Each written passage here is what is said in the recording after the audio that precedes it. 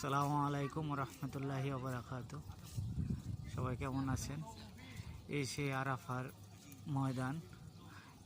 এই পাহাড়ের উপর দাঁড়ায় হুজুর সাল্লাল্লাহু আলাইহি সাল্লাম বিদায় হজের আখেরি ভাষণ দিয়েছেন। এখানেই শেষ হজের যে কাজ সম্পন্ন হয়।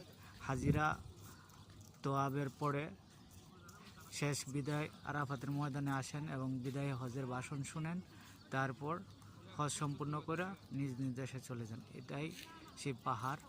ওই যে পিলারটা দেখা যাচ্ছে, ওই পিলারের উপর দাঁড়ায়া বর্তমানে হজ যিনি পরিচালনা করেন, বর্তমান ইমাম সাহেব, উনি ভাষণ দেন। এর আগে আমাদের হুজুর সাল্লাল্লাহু আলাইহি সাল্লাম ওই পাহাড়ের উপর দাঁড়ায়া উনি ওনার শেষ বিদায় হজের ভাষণ দিয়েছিলেন।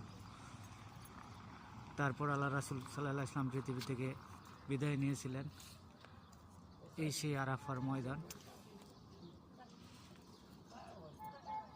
যেখানে লক্ষ লক্ষ হাজি আসেন, শেষ বিদায় হজের ভাষণ শুনেন।